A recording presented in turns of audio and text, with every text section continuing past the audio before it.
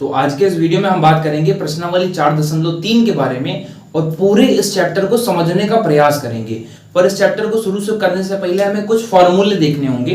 पहला फॉर्मूला क्या है? द्विघाती सूत्र, जैसे हम श्रीधराचार्य के नाम से भी जानते हैं।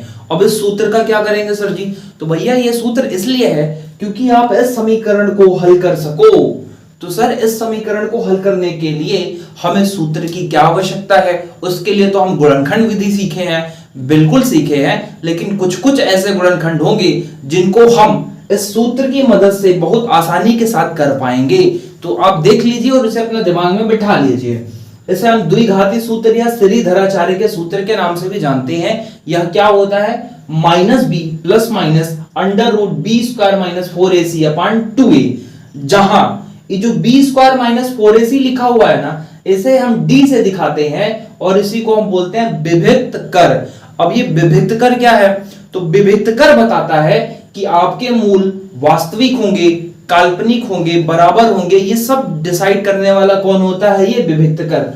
अगर किसी समीकरण में इस बी स्क्वायर माइनस 4ac का जो वैल्यू है वो 0 से बड़ा आ जाता है तो उसके दो मूल निकलेंगे और दोनों ही मूल क्या होंगे? अलग अलग होंगे। मतलब जैसे इस समीकरण को अगर हम हल करेंगे तो दो मान आते थे, वो दो मान आपस में क्या होंगे? अलग अलग होंगे। जैसे एक 3 आएगा तो हो सकता है अगला 4 आए, -4 आए, कुछ भी आएगा, लेकिन कैसा होगा? अलग होगा।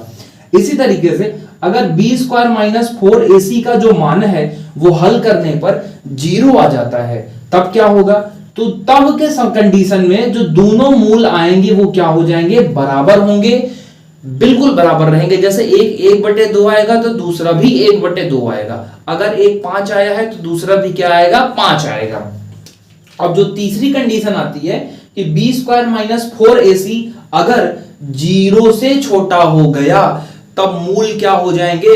तो भैया तब जो मूल होंगे वो ऋणात्मक मूल होंगे, और ऋणात्मक मूल को ही हम क्या बोलते हैं? काल्पनिक मूल, या कोई धनात्मक मूल नहीं। इस कंडीशन में हम उस समीकरण को हल नहीं कर पाएंगे। आइए प्रश्न के माध्यम से समझें तो ज्यादा बेटर तरीके से समझ में आएगा। जैसे पहले क्वेश्चन में कहा है कि निम्न द्विघात समीकरणों के मूलों की प्रकृति ज्ञात कीजिए। अब इनकी प्रकृति क्या है? प्रकृति हमें पता चलेगा यहां से, और ये क्या है उसके लिए हमें निकालना पड़ेगा विभक्त कर। तो सबसे पहले हम पहला उदाहरण, जो पहला सवाल दिया है हमारा, हम उसी को लिख लेते हैं कि पहला क्वेश्चन क्या दिया हुआ है। तो देखिए पहला क्वेश्चन दिया हुआ है कि 2x स्क्वायर माइनस 3x और प्लस 5 इज इक्वल टू 0। अब अगर आप ध्यान से चेक करो तो अगर हम इसका ax square plus bx plus c से कंपेयर करें तो यहां पे a बराबर 2 दिख रहा है, b बराबर -3 है और c बराबर कितना है? 5 है। ठीक है, तो अब हम क्या निकालेंगे? d का मान निकालेंगे। तो d का फॉर्मूला हमने पढ़ा है b स्क्वायर माइनस 4ac। तो भैया b कितना है? -3, और इसका क्या कर देंगे? स्क्वायर, -4 गुणे a कितना दिया हुआ है? 2, और c कितना दिया हुआ है? 5। तो आप यहां देखिए 3 तरीका 9 माइनस 4 दूनी 8 और 8 पंचे 40, और 9 में से अगर हम 40 घटाएंगे तो कितना आ जाएगा? -31 आएगा। अब आप चेक करिए कि जो d का मान आया है वो क्या आया? -31 आया है, अर्थात 0 से भी छोटा आया है। तो उस कंडीशन में क्या होगा? उस कंडीशन में कोई धनात्मक मूल नहीं होगा, अर्थात काल्पनिक होंगे। तो इस कंडीशन में क्या लिखेंगे? यहां d इज लेस देन 0, अतः इसके कोई धनात्मक मूल नहीं होंगे, कोई धनात्मक मूल नहीं होंगे। ठीक है, अब भैया देखिए अगले क्वेश्चन पे आते हैं। तो जो अगला क्वेश्चन दिया हुआ है हमारा कि इसमें बताओ कि इसके मूलों की प्रकृति कैसी होगी। देखिए ध्यान से सुनिएगा, अगर यह जो मूल है ये बराबर आ जाता या धनात्मक आ जाता तो उस कंडीशन में हम इसे हल करने के लिए ना इस सूत्र का प्रयोग कर लेते। अब चूंकि उसमें पहले ही में क्या आ गया? मूल काल्पनिक आ गया, इसलिए हम क्या करेंगे? यहां पर द्विघाती सूत्र का प्रयोग नहीं करेंगे। अब हम दूसरे प्रश्न पे आते हैं। तो दूसरे प्रश्न को लिखने के लिए मैं इसे हटा देता हूं, आप इनका स्क्रीनशॉट लेकर के अपने फोन में रख लीजिएगा। तो जो दूसरा क्वेश्चन है वह दे रखा है 3x square minus 4 under root 3x और प्लस 4 बराबर में 0। ठीक है, अगर यहां पर देखेंगे तो जो a है, a बराबर आता है अपने पास 3 और b बराबर आता है माइनस 4 अंडर रूट 3 और c बराबर आता है भाई 4। ठीक है, तो अब यहां हम क्या निकालेंगे, d का मान निकालेंगे, विभक्तकर निकालेंगे सबसे पहले। तो d बराबर फॉर्मूला होता है b स्क्वायर माइनस 4ac। तो भैया b कितना है, b है माइनस 4 अंडर रूट 3 माइनस 4 गुणे a कितना है, a है 3 और c कितना है, c है 4। तो भैया 4 का स्क्वायर 16 और अंडर रूट 3 का स्क्वायर कितना हो जाएगा 3। तो 16 और 3 का गुणा हो जाएगा तो कितना आ जाएगा 48 माइनस 4 चौक 16 3 48, 48 माइनस 48 बराबर क्या आ गया 0। अतः जब 0 आ जाएगा तो क्या हो जाएगा 2 बराबर वास्तविक मूल, क्योंकि b स्क्वायर माइनस 4ac का मान क्या आ गया है 0 आ गया है। तो हम क्या लिखेंगे, अतः इसके 2 बराबर वास्तविक मूल होंगे। ठीक है, 2 बराबर वास्तविक मूल होंगे। अब ये बात सही है कि गलत, आइए चेक कर लेते हैं। देखिए अब इसके हम मूल निकाल लेते हैं दोनों के। तो मूल निकालने के लिए सबसे पहले हम क्या करेंगे, तो सबसे पहले हम द्विघाती सूत्र लिखेंगे। तो देखिए द्विघाती सूत्र क्या है, तो द्विघाती सूत्र में क्या होता है, द्विघाती सूत्र हम यहां लिखते हैं एक बार फिर से, द्विघाती सूत्र। तो भैया जो द्विघाती सूत्र है वो क्या है, minus b plus minus under root b square minus 4ac upon में कितना आता है भाई 2a। तो चलिए अब यहां रखते हैं। तो देखिए b माइनस b, तो b की जगह पे कितना है, b की जगह पे है बेटा minus 4 under root 3 plus minus under root b square minus 4ac। अभी हमने निकाला था b स्क्वायर माइनस 4ac का मान और कितना आया था 0।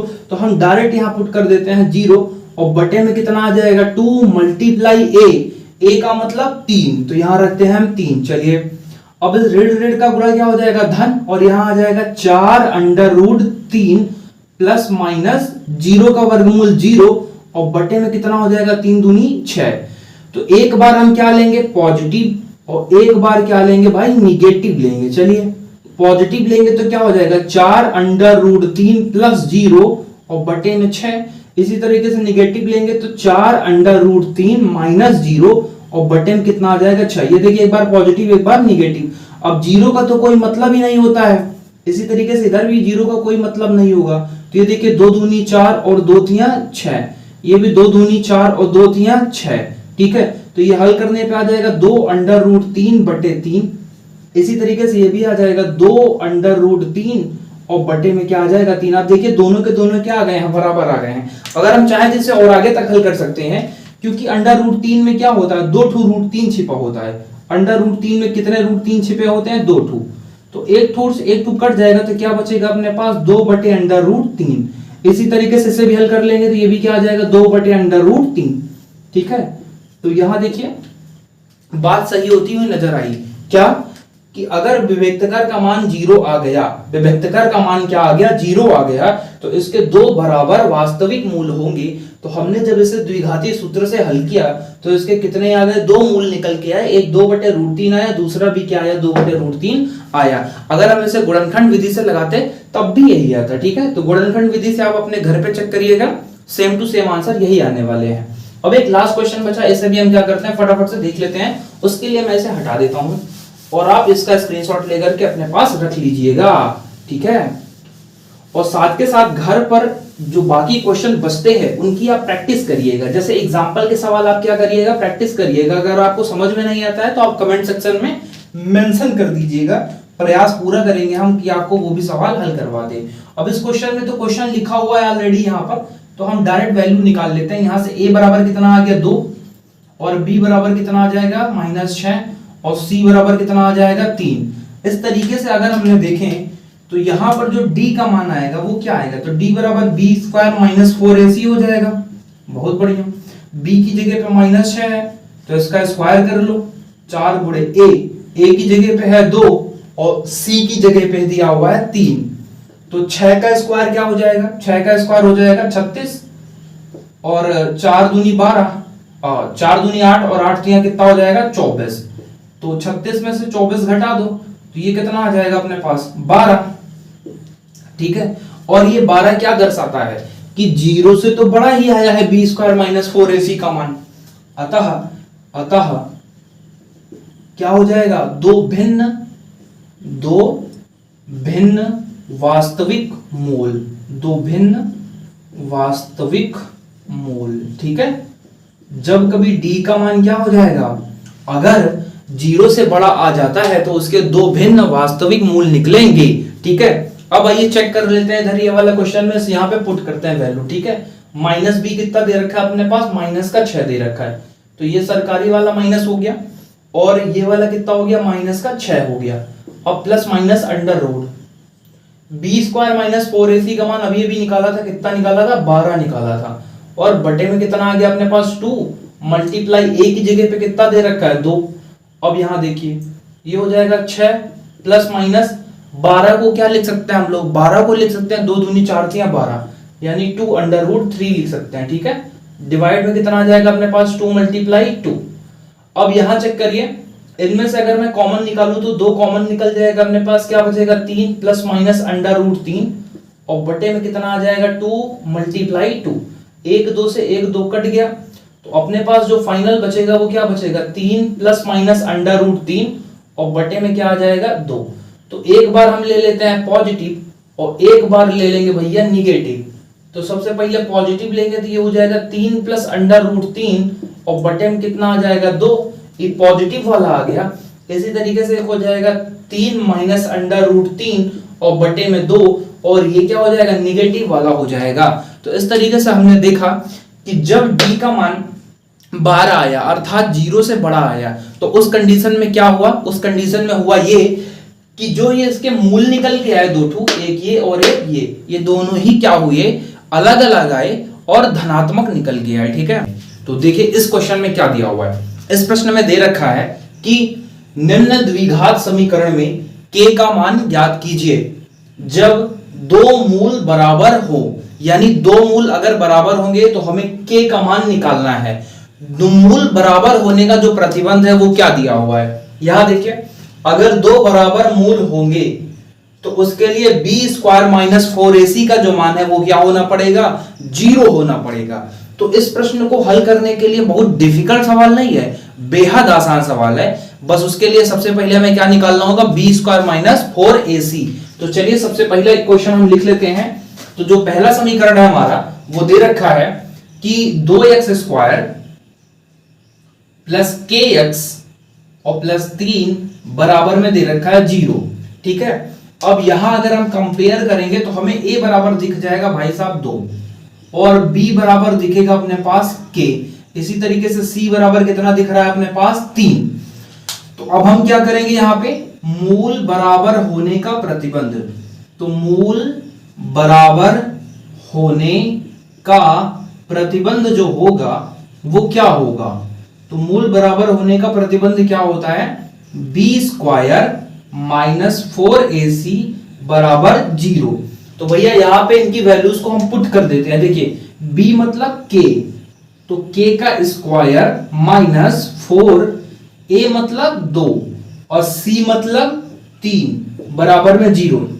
ये देखिए 4 दूनी 8 और 8 त्रिक 24 यानी k स्क्वायर ये माइनस 24 और बराबर में कितना आ जाएगा 0। ये माइनस का 24 उधर चला जाएगा तो अपने पास आ जाएगा k स्क्वायर बराबर में 24 और k बराबर आ जाएगा प्लस माइनस अंडर रूट 24। तो k बराबर क्या आ जाएगा भैया, ये आ जाएगा प्लस माइनस 2 अंडर रूट 6 यानी 2 अंडर रूट 6।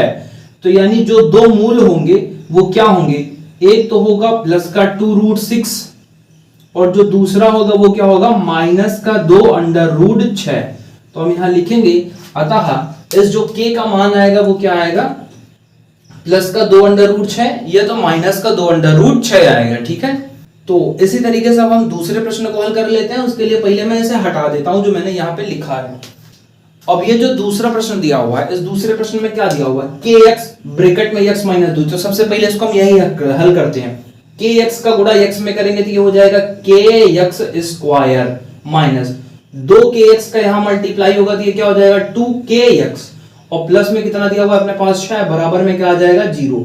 यहां अगर हम चेक करेंगे तो जो a बराबर वैल्यू आएगी वो क्या आएगी, आप देखेंगे तो a बराबर आ जाएगा अपने पास k, और b बराबर कितना आ जाएगा, b की जगह पे दिया हुआ है -2k। इसी तरीके से c बराबर कितना आ जाएगा अपने पास 6। और हम क्या करेंगे, मूल बराबर होने का प्रतिबंध, तो यहां लिखेंगे मूल बराबर होने के लिए, मूल बराबर होने के लिए b स्क्वायर माइनस 4ac का जो मान है वो कितना आना चाहिए, 0 आना चाहिए। तो इसलिए अब हम b की जगह पे क्या लिखेंगे, -2k का whole square minus 4 into a की जगह पे क्या लिखेंगे भाई, k लिखेंगे, और c की जगह पे क्या लिखेंगे 6। तो ये -2k का स्क्वायर कितना हो जाएगा, 2 का स्क्वायर हो जाएगा 4, और k स्क्वायर का क्या हो जाएगा k स्क्वायर, ये हो जाएगा माइनस 6 चौक 24, और 24 क्या हो जाएगा k बराबर में 0। तो अब यहां से क्या होगा, यहां से हम क्या करेंगे 4k कॉमन कर लेंगे, तो 4k कॉमन कर लेंगे तो यहां क्या बचेगा k माइनस 6, और बराबर में क्या आ जाएगा 0। एक बार हम 4k के बराबर 0 रखेंगे, और एक बार हम k माइनस 6 के बराबर क्या रखेंगे, 0 रखेंगे। तो 4k के बराबर 0 रखेंगे तो k बराबर क्या आ जाएगा, 0/4, यानी जो k का मान आएगा वो क्या आ जाएगा, 0 आ जाएगा। इसी तरीके से एक बार हम k बराबर जब 0 रखेंगे तो यहाँ k बराबर क्या आ जाएगा, ये इधर आएगा तो क्या हो जाएगा, प्लस का 6 हो जाएगा, यानी k का जो मान आएगा वो क्या आएगा, 6 आएगा। ठीक है, तो देखिए इस क्वेश्चन में क्या कहा है, इसने कहा है कि क्या ऐसी आम की बगिया बनाना संभव है जिसकी लंबाई चौड़ाई से दोगुनी और क्षेत्रफल 800 मीटर स्क्वायर हो। तो भैया ऐसी बगिया बनाना संभव है कि नहीं, उसके लिए पहले हम मानना पड़ेगा। क्या मानना पड़ेगा, तो आप यहां देखिए लंबाई जो है वो चौड़ाई से दोगुनी है, तो सबसे पहले हम मानेंगे कि माना चौड़ाई कितनी हो जाएगी भैया इसकी, माना चौड़ाई बराबर x मीटर, तो लंबाई क्या हो जाएगा, तो लंबाई हो जाएगी चौड़ाई की 2 गुनी, मतलब 2x हो जाएगी। तो हम यहां लिख सकते हैं क्या, बगिया का क्षेत्रफल वो दिया हुआ है, बगिया का क्षेत्रफल, क्षेत्रफल कितना दिया हुआ है, तो वो क्वेश्चन में दे रखा है 800 वर्ग मीटर, 800। अब क्षेत्रफल क्या होता है, तो क्षेत्रफल होता है लंबाई गुणे चौड़ाई, लंबाई गुणे चौड़ाई बराबर कितनी दे रखी है 800। तो लंबाई कितनी है भैया 2x, और चौड़ाई कितनी है x, बराबर में कितना आ गया 800। तो ये हो गया 2x स्क्वायर बराबर में 800, और ये x स्क्वायर बराबर क्या हो जाएगा, तो 800 के बटे में ये चला जाएगा 2, और कटने के बाद कितना आ जाएगा, तो यहां से हम देखेंगे कि x स्क्वायर बराबर आ जाएगा 400। अब जब x स्क्वायर बराबर 400 आया तो इधर से स्क्वायर हटा, स्क्वायर हटने के बाद इधर क्या लगा, इधर लगा रूट, तो रूट का 400 हो गया, रूट के 400 का मतलब x बराबर प्लस माइनस 20 आएगा। ठीक है, तो जो माइनस वाला मान होगा, माइनस वाला वो क्या हो जाएगा, अग्राह्य हो जाएगा, अमान्य हो जाएगा। तो इसलिए हम क्या मानेंगे कि x बराबर -20 और x बराबर क्या आएगा +20। तो ये जो -20 वाला मान है ये क्या हो जाएगा, अग्राह्य हो जाएगा। उसका कारण है क्योंकि चौड़ाई कभी भी ऋणात्मक नहीं होती। ऋणात्मक इसलिए नहीं हो सकता क्योंकि अगर इनका मान 0 है तब भी ठीक है, 0 का मतलब ना चौड़ा है ना लंबा है, लेकिन माइनस में हो जाने का मतलब है वो 0 से भी छोटा हो गया। जबकि अगर हम किसी चीज को मेजर करेंगे यानी नापेंगे, उसका अस्तित्व होगा लंबाई चौड़ाई और ऊंचाई में, तो वो कुछ ना कुछ तो होगी, 1/8 सेंटीमीटर 1/8 मिलीमीटर ही सही, या सुई के नोक के जितना ही ऊंचाई क्यों ना सही, उसकी थोड़ी सी हाइट होगी। पर माइनस में हो जाने का मतलब वो क्या होगा, 0 से भी छोटा। 0 का मतलब तो है ही नहीं है, और माइनस का मतलब क्या समझेंगे कि एग्जिस्ट ही नहीं करता वो, इसलिए x बराबर क्या हो जाएगा 20। तो ये जो 20 आया है, ये जो 20 आया है ये क्या है, तो हम देखेंगे जो 20 है वो ग्रेटर देन 0 है, ग्रेटर देन 0 है, अतः यह स्थिति क्या हो जाएगी, संभव है। यानी इसका जो मूल है वो कैसा आएगा, धनात्मक। ठीक है, यहां लिखेंगे अतः यह स्थिति संभव है, यह स्थिति संभव है। और इसने बोला है कि जब संभव है तो इसकी लंबाई और चौड़ाई बता दो। तो जब ये देखिए x की वैल्यू कितनी आ गई अपने पास 20, यानी इसका जो ये चौड़ाई निकल के आया वो कितना आ जाएगा 20, और जो लंबाई आई है वो कितनी आ जाएगी 20 गुणे 2 बराबर में 40 मीटर। ठीक है, इस तरीके से हम इस क्वेश्चन को हल कर लेंगे। आप इसका स्क्रीनशॉट ले लीजिए। तो देखिए इस क्वेश्चन में दे रखा है कि दो मित्रों की आयु का योग 20 वर्ष है। 4 वर्ष पूर्व उनकी आयु का जो गुणनफल था वो 48 था। अगर यह स्थिति संभव हो तो इनके मित्रों की जो आयु है वो बताइए। इस स्थिति को चेक करने के लिए सबसे पहले हम क्वेश्चन को ध्यान से पढ़ेंगे और सॉल्व करना स्टार्ट करेंगे। तो दो मित्रों की आयु का योग 20 वर्ष है। इसका मतलब माना पहले मित्र की आयु, तो यहां लिखेंगे माना पहले मित्र की आयु, जो पहला मित्र है उसकी आयु नहीं पता है तो हम क्या मान लेंगे, x वर्ष है। ठीक है, अब चूंकि इसका और इन दोनों मित्रों का जोड़ने पर, जैसे एक मित्र ये है और दूसरा मित्र ये है, इन दोनों की उम्र को जब जोड़ता जाता है तो कितना आता है, 20 आता है। अब इसकी एज अगर x वर्ष हो गई तो इसकी एज क्या होगी, इसकी एज क्या हो जाएगी, ये x उधर जाएगा, उधर जाने के बाद क्या हो जाएगा 20 माइनस x, यानी जो दूसरे मित्र की आयु होगी वो क्या होगी, दूसरे मित्र की आयु, तो जो दूसरे मित्र की आयु होगी वो होगी 20 माइनस x वर्ष। ठीक है, अब इसने कहा 4 वर्ष पूर्व। 4 वर्ष पूर्व का मतलब आज के समय से 4 साल पहले, तो हम यहां लिखेंगे 4 वर्ष पूर्व। अब 4 वर्ष पूर्व जो पहला मित्र था उसकी जो आयु है, पहले मित्र की जो आयु है 4 साल पहले का मतलब आज से 4 साल उसकी उम्र में क्या करो, घटा दो। अगर आज कोई 20 साल का है तो 4 साल पहले कितने साल का रहा होगा, 16 साल का, यानी 20 में से हमने 4 घटाया। इसी तरीके से अगर आज कोई x साल का है तो वो 4 साल पहले x माइनस 4 वर्ष का रहा होगा। इसी तरीके से जो दूसरा मित्र है उसकी भी उम्र क्या हो जाएगी, आज के डेट में अगर वो 20 माइनस x है तो 4 साल पहले उसकी ये 4 कम कर दो, तो 20 में से 4 घटा देंगे तो कितना आ जाएगा, 16 माइनस x वर्ष आ जाएगा। ठीक है, अब क्वेश्चन क्या आते हैं, प्रश्नानुसार। अब यहां लिखेंगे हम प्रश्नानुसार। प्रश्नानुसार ये बोला है कि 4 साल पहले इनकी आयु का जो गुणनफल था ना वो कितना था, 48 था। इसका मतलब जो x माइनस 4 है और जो ये 16 माइनस x है, अगर इन दोनों की आयु का जब गुणा करते थे तो कितना आता था, 48। इनका गुणा करिए, x का 16 में गुणा करेंगे तो 16x आएगा, फिर x का x में गुणा करेंगे तो x स्क्वायर आएगा, फिर माइनस में कितना आ जाएगा 64, और माइनस माइनस प्लस होके कितना हो जाएगा 4x बराबर में 48। अब ये माइनस का x स्क्वायर आगे आएगा, ये 4 और 16 मिलके कितने हो जाएंगे, 20x हो जाएगा, माइनस का 64 हो गया, और ये 48 इधर आएगा तो क्या हो जाएगा, माइनस का 48 बराबर में 0। तो आप देखिए यहाँ पे माइनस का x स्क्वायर प्लस 20x, और ये माइनस और माइनस मिलके जुड़ेंगे तो 8 और 4 12 2, यानी 6 4 10 और 1 11, 112 बराबर 0। तो ये बना हमारा क्या, समीकरण। अब यहां से अगर हम कंपेयर करेंगे तो हमें दिख रहा है कि a बराबर कितना आया हुआ है, a बराबर आया है -1, b बराबर कितना दिख रहा है 20, और इसी तरीके से c बराबर दिख रहा है माइनस का 112। ठीक है, अब चूंकि इसकी स्थिति संभव है कि नहीं संभव है उसके लिए हम क्या निकालेंगे, विभक्तकर निकालेंगे। तो विभक्तकर का फॉर्मूला क्या होता है, b स्क्वायर, विभक्तकर बराबर होता है d बराबर b स्क्वायर माइनस 4ac। अब b कितना दिया हुआ है, तो b दिया हुआ है भैया 20, तो 20 का स्क्वायर कर लो।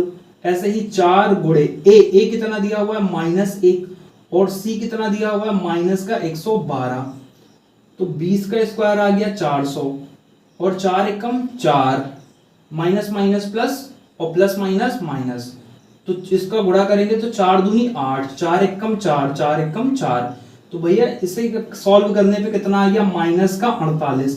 और हमने पढ़ रखा है कि जब विभक्तकर का मान माइनस में आ जाता है तो उसका कोई भी मूल वास्तविक नहीं होता, अर्थात उसके मूल क्या होते हैं, काल्पनिक होते हैं।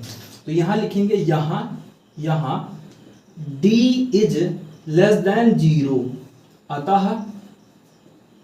अतः यह स्थिति संभव नहीं है, अतः यह स्थिति संभव नहीं होगी। ठीक है, इस तरीके से हो गया ये क्वेश्चन कंप्लीट। अब इसे क्या करिए, आप स्क्रीनशॉट लेकर रख लीजिए अपने पास। अगला क्वेश्चन है हमारा कि क्या परिमाप 80 मीटर तथा क्षेत्रफल 400 मीटर स्क्वायर के एक पार्क को बनाना संभव है, और अगर ऐसा है तो उसकी लंबाई और चौड़ाई ज्ञात कीजिए। देखिए, सबसे पहले हम देखते हैं कि एक पार्क है, उस पार्क का दो चीजें हमें दे रखी है। एक पार्क है, इस पार्क में हमें दो चीजें दे रखी हैं। भाई साहब, क्या क्या दे रखी हैं? सबसे पहला तो हमें दे रखा है कि इसका परिमाप दिया हुआ है, परिमाप दे रखा है इसका 80 मीटर, और दूसरा दिया हुआ है इसका क्षेत्रफल। तो क्षेत्रफल कितना दे रखा है, 400 मीटर स्क्वायर दे रखा है, ये क्वेश्चन में दे रखा है। ठीक है, तो सबसे पहले किसी भी प्रश्न को हल करने के लिए हम क्या मानेंगे, इसकी लंबाई और चौड़ाई। तो देखिए, हम मान लेंगे कि माना पार्क की लंबाई कितनी है, x मीटर है। अब आप ध्यान से देखिए, अगर इसका परिमाप 80 है तो इसकी चौड़ाई क्या रही होगी, क्योंकि परिमाप का फॉर्मूला होता है 2 ब्रैकेट में l प्लस b और बराबर में क्या होता है 80।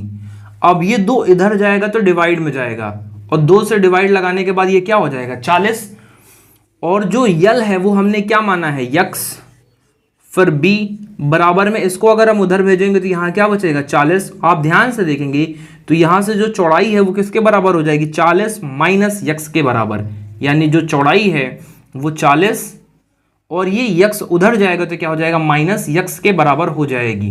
ठीक है, तो यहाँ पे हम लिखते हैं क्या, पार्क की चौड़ाई। तो भाई सब पार्क की चौड़ाई क्या है, 40 माइनस x। ठीक है, अब पार्क का क्षेत्रफल भी दे रखा है, ये तो और भी बढ़िया बात है। तो हम यहां लिखेंगे दिया है, क्या दिया है, पार्क का क्षेत्रफल